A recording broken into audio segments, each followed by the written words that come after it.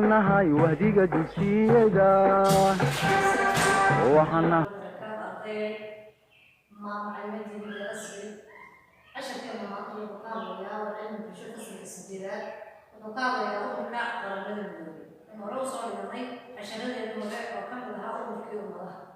maanta waa casharkeena iyo ururka qaramada midoobay waxay caalamiga ah iyo cudurkeena inshaa boga 155 ilaa 155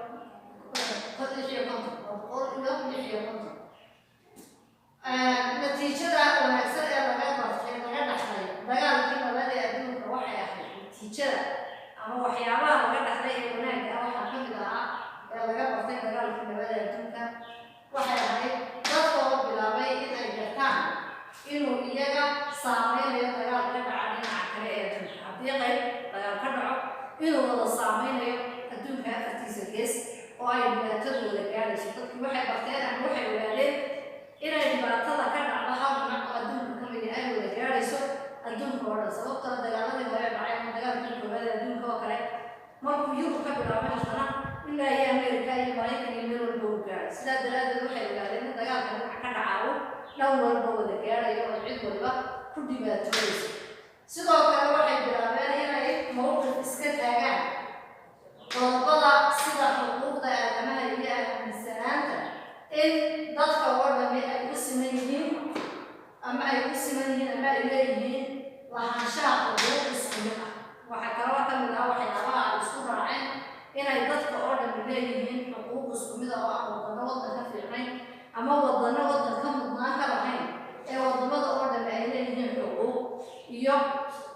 sinaan ay u wada siman yihiin oo dal waliba u baahan yahay in cadaalad uu helo dadku waxay isku waafaqeen in la cirib tiro xasilooni in la cirib tiro saboolnimada iyo cadaalad darrada wadamadii adduunku waxay isla meel dhigeen in la cirib tiro saboolnimada sabool maxaa la yidhaha qofka faqiirka ah ama waddanka qofartiga ah ama wadamada aan waxba haysanin wadamadani saboolnimo caadi ma wada haynin balse waxaa sabool ka dhigay dagaaladii ay galeen iyo burburkii adduunka ee kasoo gaadhay dagaaladii dagaal ayaa sabool ka dhigay dadka intiisa badan ee aan marka horeba dhaqaalahoodu adkayn iyo cadaalad darrada ka jirtay wadamadaas oo ahayd in wadamadu ay bilaa sababiin waddan kale iskaga dulaan oo ay dabadeedna burburiyaan waddankaas burburkii dagaalkii labaad kadib yurub inteeda badani waxay awooday inay dib u dhisid ay samayso yurub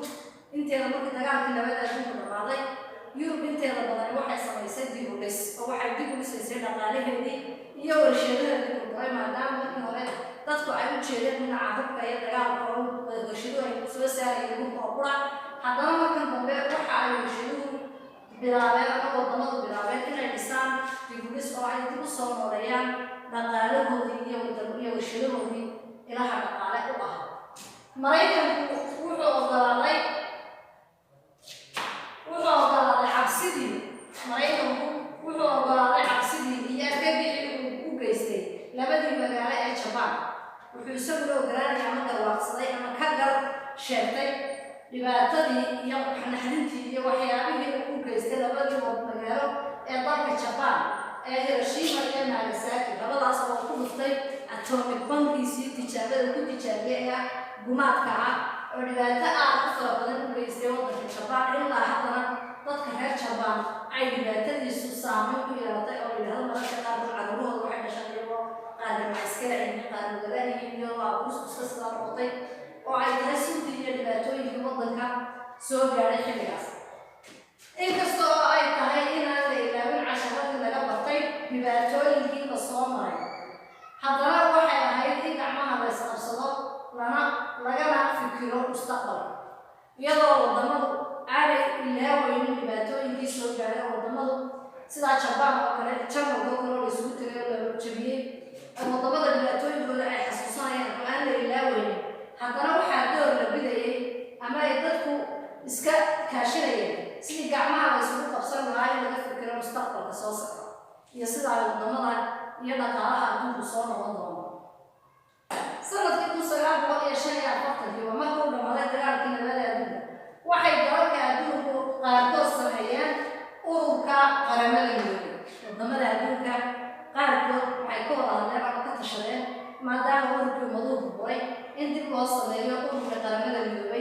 ومر لبعض السماية urur caalami ah oo wadamada meel isugu keena ururka waxaa si rasmi ah loo aasaasay bishii Oktoobar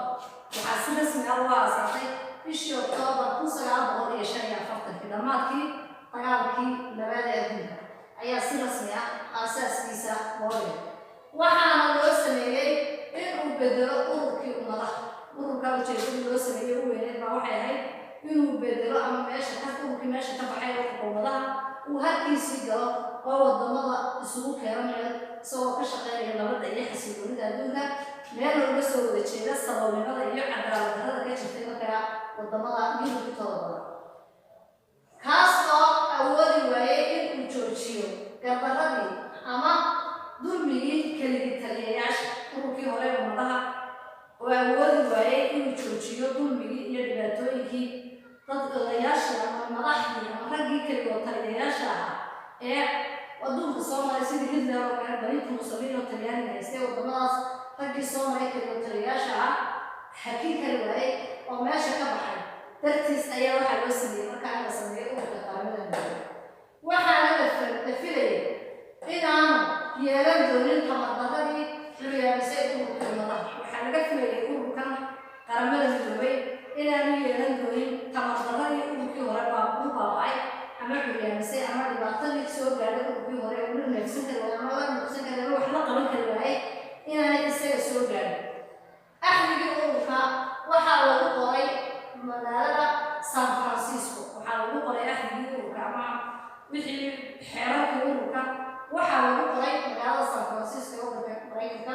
1945 xilligaas ayaa axdigiisa ama xeerarkiisa ama dejintiisa xilligaa ayaa la sameeyey waxaana saldhig u ahaa qorshe lagu sameeyey shir hore u dhex maray dowladda Ruushka Shiinaha iyo Ingiriiska waxaa ururkan aasaaskiisa qorshe u ahaa ama dhidibkiisa koowaad ahaa shir hore la sameeyey ama shir hore wadamada ay u galeen waddanka Ruushka waddanka Shiinaha iyo waddanka Ingiriisku shir hore oo ay ku shireen ayay ka wada hadleen in la sameeyo ururkaas ama qorshaha ururkaasi halkaa ayuu ka yimid sidii ururkii ummadaha ay aasaaskiisa u lahayd waddanka Mareykanka iyo Ingiriiska ayay kana aasaaskiisa waxaa u horreeyay oo ahaa waddanka Ruushka Shiinaha iyo Ingiriiska oo loogu qabtay dalka Mareykanka shirkaas ama qorshaha lagu dejinayay waxaa lagu qabtay dalka Mareykanka isaga laftarkiisu qorshaha lagu marnay maadaama waddankiisa lagu qabanayay isaga laftarkiisu ka lamid ayuu ahaa waddankiisa ayuu kaga jiray soo saarista ama samaynta ama abuurista ururka qaramada midoobay 1944 intii uu dagaalku socday dhammaadka dagaalka markii sanadkii u dambeeyay dagaalku uu soo dhammaanayay soo gaadhay ama sanadkii 44 intaan 45 la soo gaadhay ayaa ururka laga sii baalaadegay in la sameeyo ama uu noqdo urur waxtar u ah wadamada ururkaasna markaa wadamadaasi ay u ahaayeen saldhig ama u ahaayeen abuuristiisa lahaayeen ama ay maamulkiisa koowaad uga soo baxayeen xilligaa la qabtayna ay ahayd ama xilliga shirkaa la qabtay ama xilliga dowladahaas isu yimaadeen ay ka fakereen inay sameeyaan ururkan waxay ahayd 1944 casharkeena halkaas ayuu noogu joogaa inuu mara dhammaanay weliba noo socdaa ujeedooyinka ururka iyo waxyaabo badan iyo laamihiisa iyo waxyaabo fara badan oo kale ayaa inoo sii harsan maanta halkaa ayuu noogu joogayaa waxaanay inoogu xigi doona xiisada dambe ee xigta ayaynu qaadan doonaa casharkeeniisa kale wassalaamu calaykum waraxmatullaahi